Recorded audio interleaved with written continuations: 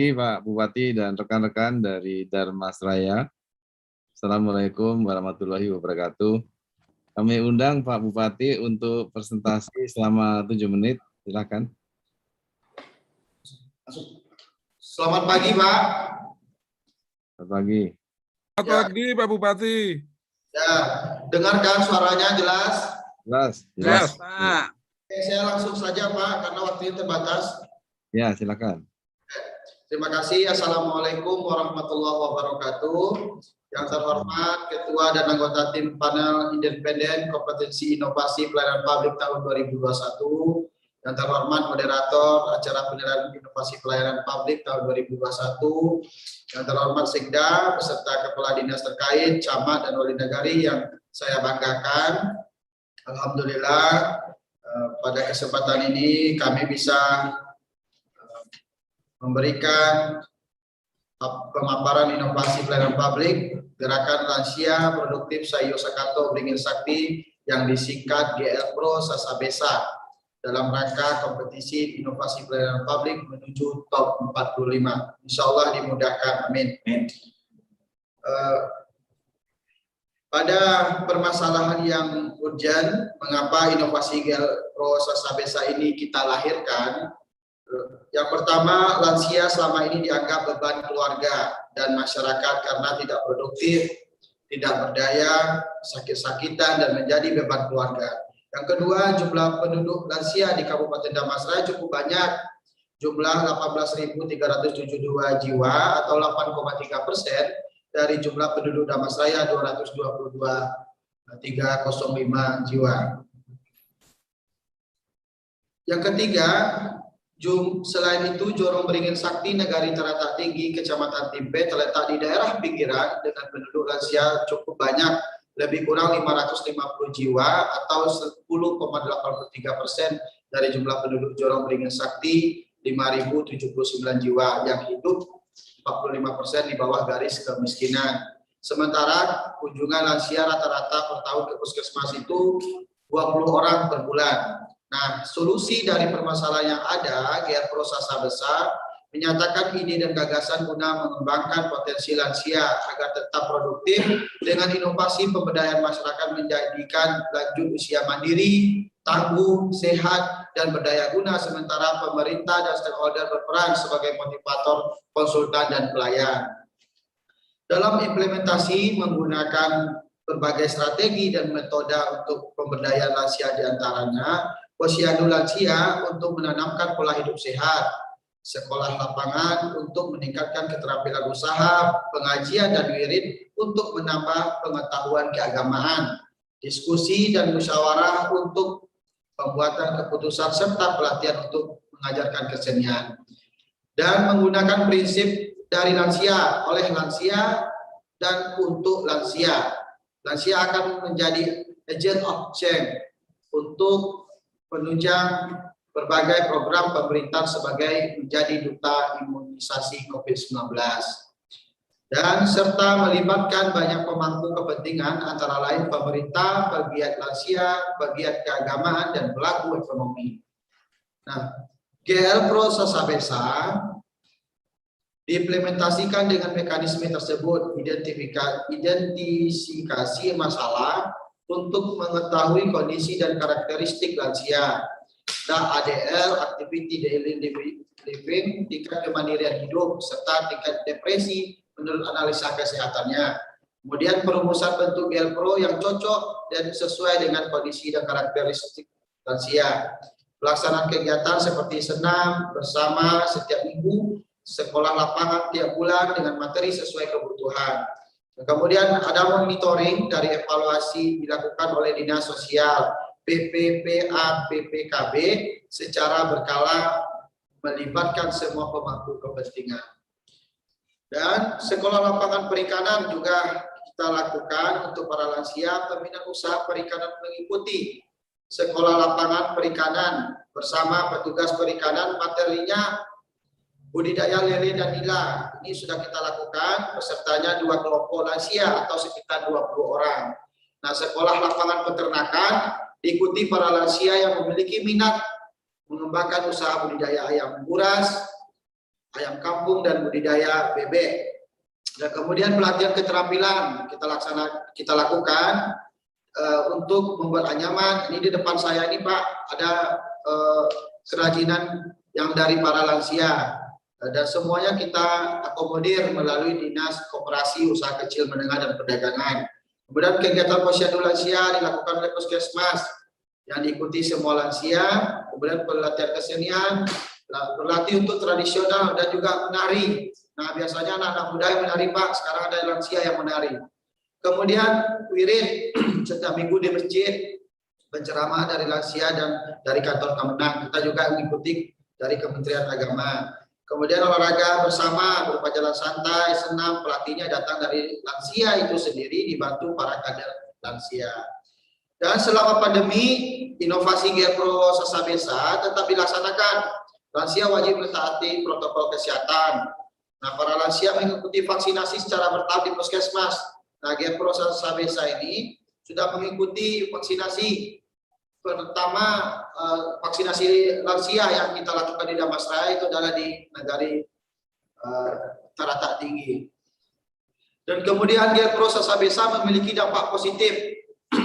Kondisi kesehatan lansia terus membaik. Jumlah kunjungan yang mulanya 20 orang per bulan sekarang menjadi 2 orang per bulan.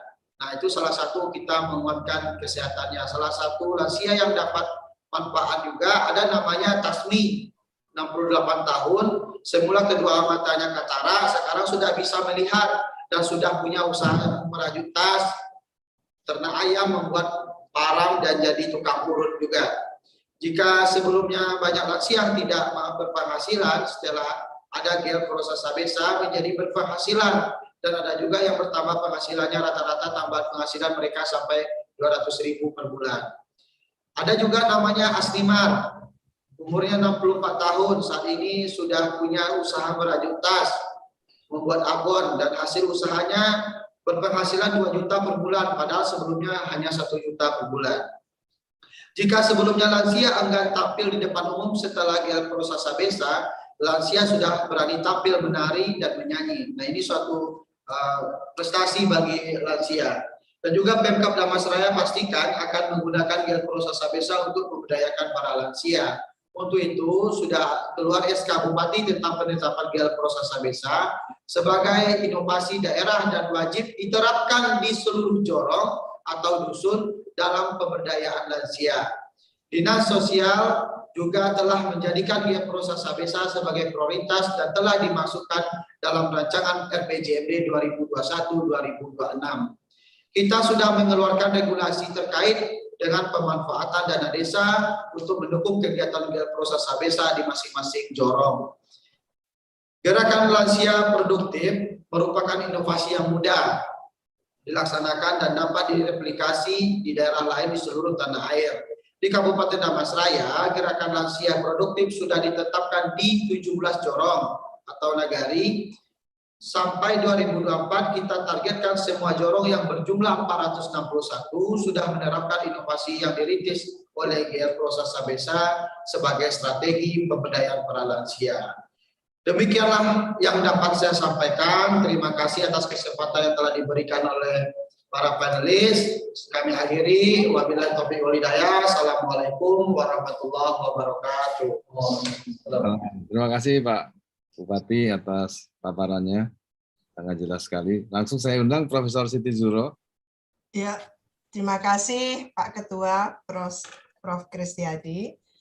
Assalamualaikum warahmatullahi wabarakatuh, Pak Bupati dan semua jajarannya, para inovator yang ada di Darmasraya ini. Ini keren ini, luar biasa ini, keren. Kami yang baca ini. Ya, banyak sekali memang usulan tentang lansia ini, pelayanan terhadap lansia, tapi ini nyaris sempurna menurut saya. Diambil semua dimensi untuk menghadirkan gitu ya, satu pelayanan yang prima bagi lansia. Kalau kita bandingkan dengan negara yang sudah maju gitu ya, lansia itu di sana memang diprotek luar biasa gitu. Nah, dalam konteks Kabupaten Darmasraya, saya ingin mengatakan Pemda hadir gitu. Pemda hadir dan sempurna hadirnya, nyaris sempurna. Jadi menurut saya tadi itu tidak hanya dilayani kesehatannya, tapi dimandirikan.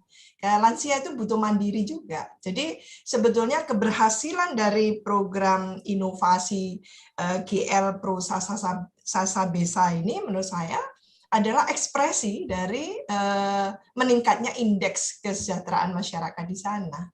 Jadi indeks kebahagiaan masyarakat di Dharmasraya, kalau kita terjemahkan memang betul-betul konkret hasil dari dari inovasi ini. Kita kan belum melihat ini, baru mendengarkan dan melihat tadi itu di tayangan gitu. Jadi saya sangat mengapresiasi justru yang sekarang tadinya saya bertanya ini hanya untuk lansia, lalu bagaimana yang non lansia? Jadi kesan saya Bapak Bupati ini sudah beres melakukan satu inovasi-inovasi untuk menghadirkan gitu ya di masyarakat non lansia sehingga lalu fokus pada lansia. Apa seperti itu bacaan saya, Pak Bupati? Monggo silakan. Ya, terima kasih Bu. Kita memang fokus untuk lansia karena Pak lansia ini adalah tanggung jawab kita sebagai pemerintahan, dan juga saya sebagai anak muda dan ingin melihat produktif para lansia. Dan juga saya sebenarnya ingin membawa lansia juga ke sini, tapi nggak bisa karena jauh di daerahnya. Nah, kita memang fokus Bu untuk para lansia ini dan bagaimana kita mempunyai program dan juga untuk memberikan dukungan, dan memang pemerintahan harus hadir di tengah-tengah para lansia kita. Nah, termasuk kita dukungan melalui bantuan dari pemerintahan melalui APBD untuk menerima 1 juta satu tahun.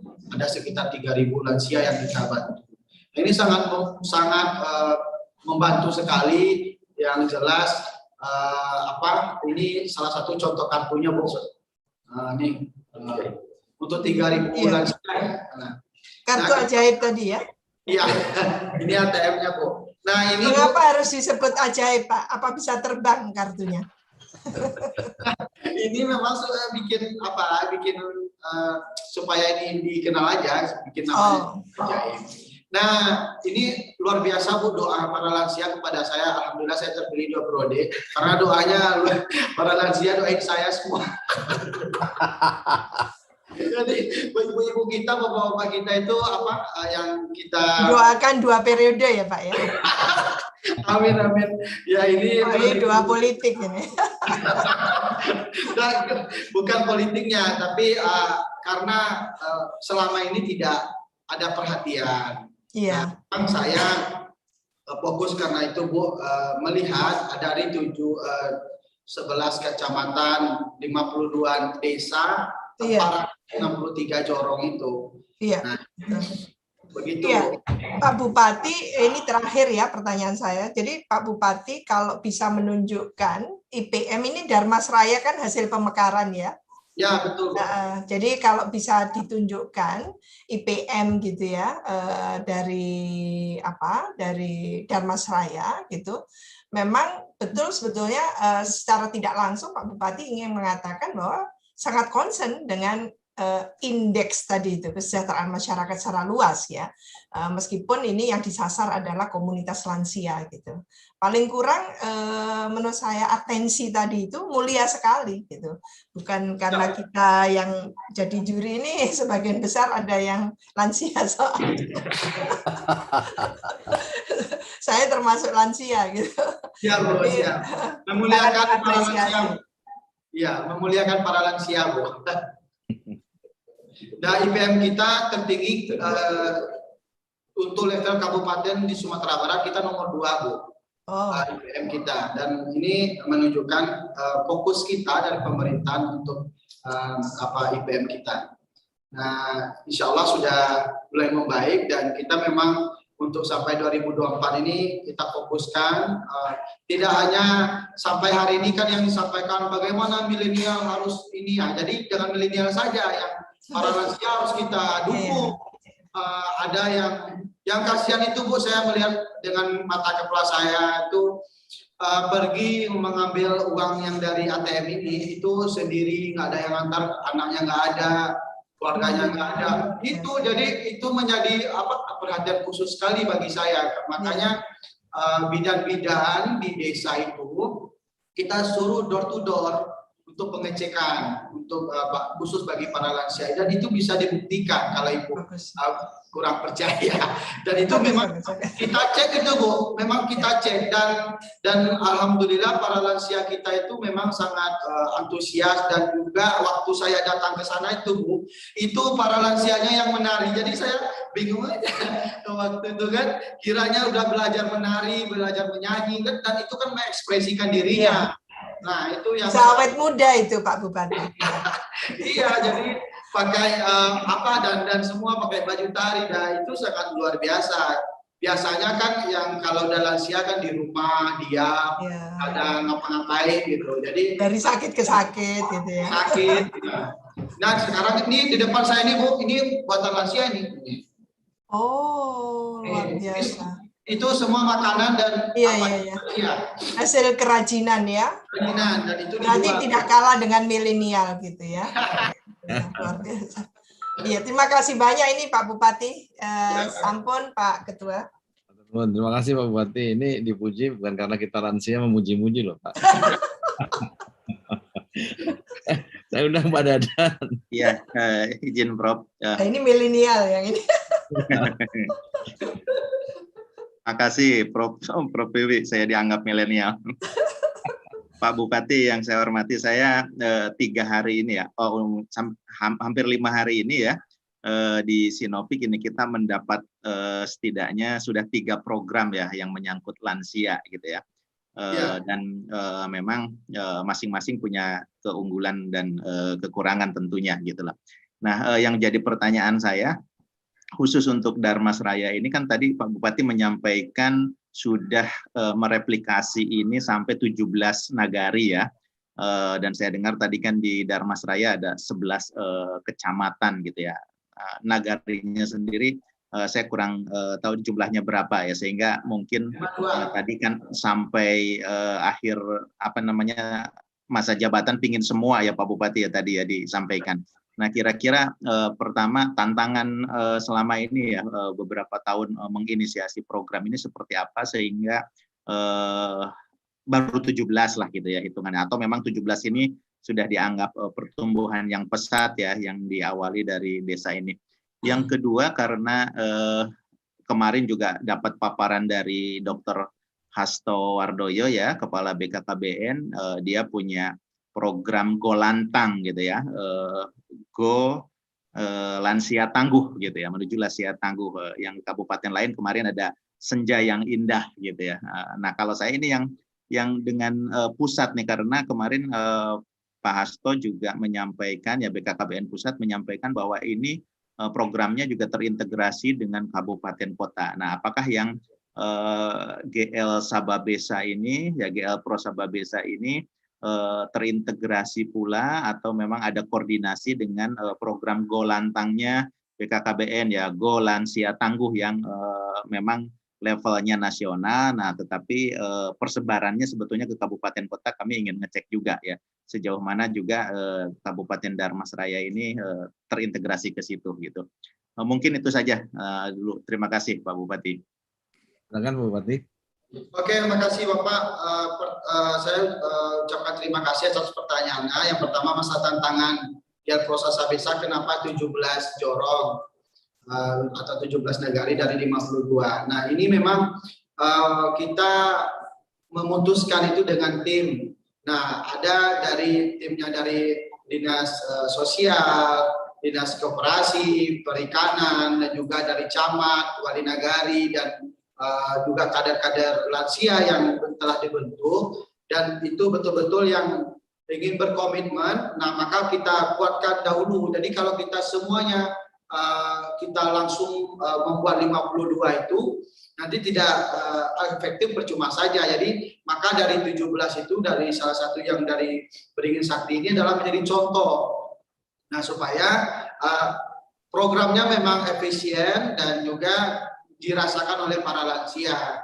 Dan juga kita minta memang lansianya itu sendiri yang mempunyai keinginan untuk membuat satu gebrakan dan kelompok-kelompok yang ingin diberikan pelayanan dan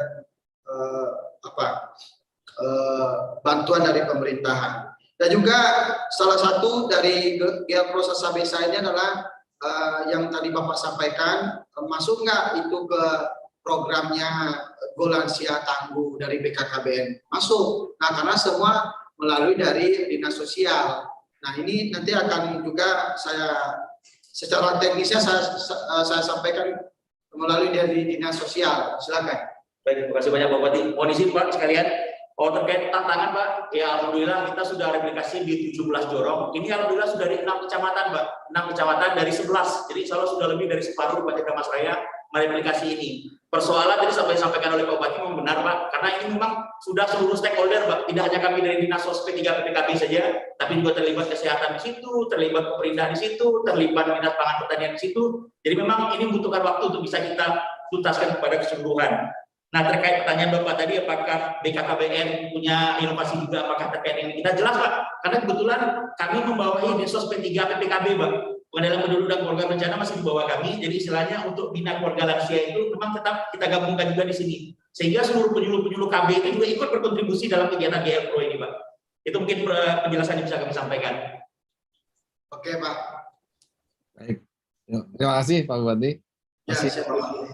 Terakhir satu pertanyaan lagi, Pak Eko. Please, Eko Prasojo. Pak Eko. Oh, ada Bu Neneng dulu aja, silakan. Enggak, monggo Pak Eko. Mau tanya ini.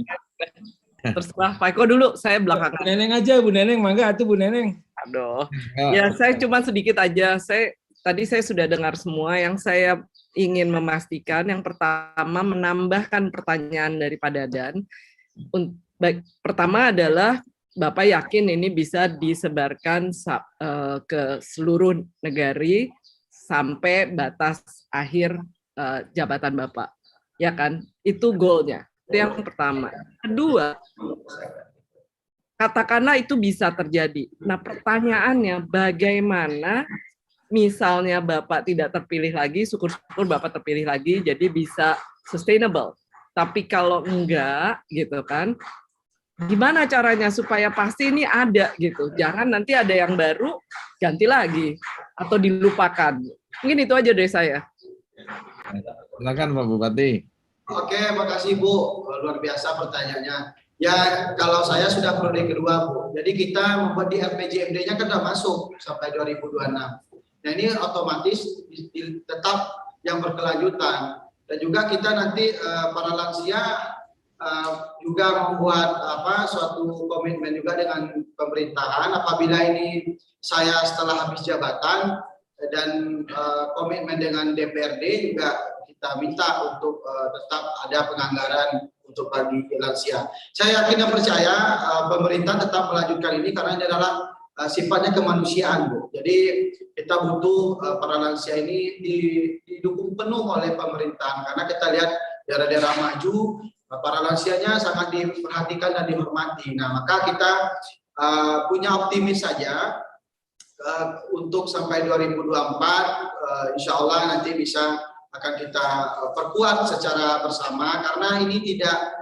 satu atau dua tim saja, semuanya terlibat karena ini menjadi menjadi program prioritas bagi saya selama pemerintahan di Damasraya. Apa sudah diperdakan, Pak?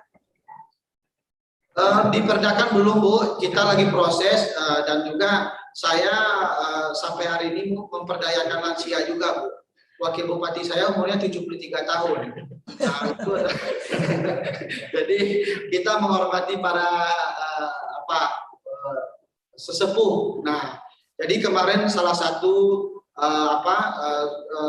untuk vaksinasi maka menjadi promotor kami itu adalah wakil bupati saya Bu, 73 tahun untuk divaksin. Alhamdulillah sudah mulai bagus, para lansia di sini sudah dari awalnya takut untuk vaksin sekarang sudah mulai berangsur untuk segera divaksin. Begitu Bu.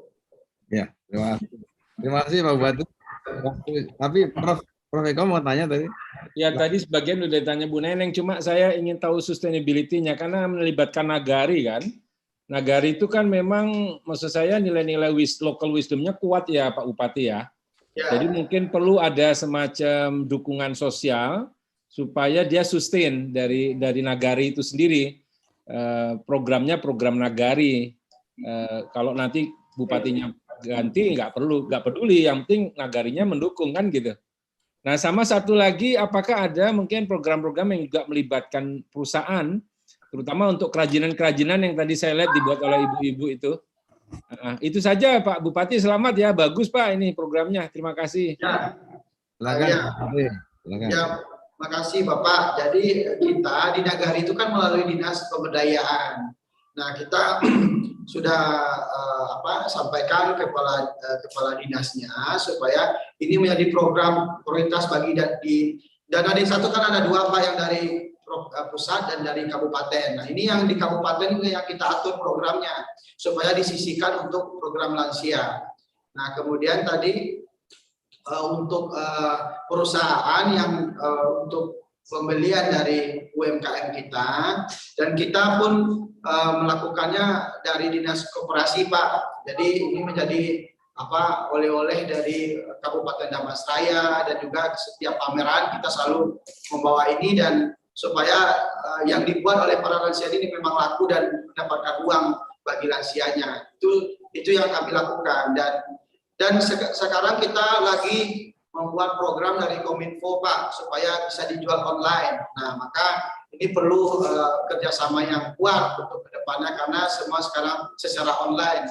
Nah, itu kira-kira Pak yang kami lakukan pada saat ini. Terima kasih Pak. Sedikit Pak Ketua, sedikit Pak Bupati, koreksi. Lansia itu 80 Pak, 73 belum. Masih remaja ya. Lansia remaja. Berarti kalau 73 masih muda ya Pak ya? Kalau umur saya 32 Pak, jadi wakil bupati saya itu 73 berarti 37 Pak, beda 5 tahun saya Pak. Prof, nanya sedikit Prof.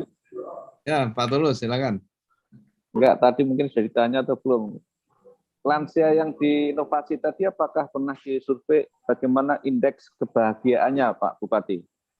Karena saat ini kan lagi ngetren tentang indeks kebahagiaan satu warga. Nah, mungkin juga mesti ada survei bagaimana indeks kebahagiaan mereka terhadap inovasi-inovasi yang diberikan pasca inovasi tersebut. Demikian. Singkat aja Pak Bupati. Ya, kalau untuk survei saya belum lakukan Pak untuk indeks kebahagiaan. Tapi saya lihat dari yang 20 orang masuk rumah sakit tiap bulan menjadi 2, berarti kan sehat semua Pak, bahagia itu Pak.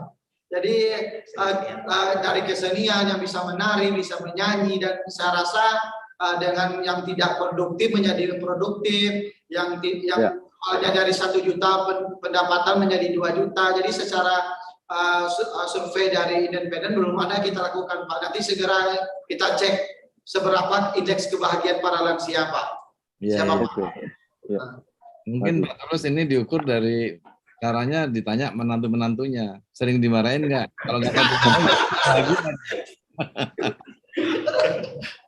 Baik Pak Bupati, waktu juga. Luar biasa. Terima kasih atas inovasinya, menarik sekali. Dan salam sehat bagi semuanya, Pak Bupati dan seluruh staf order di sana. Ya, semoga berhasil Pak. Amin. Sukses selalu Pak Bupati dan tim. Siap. Assalamualaikum warahmatullahi wabarakatuh.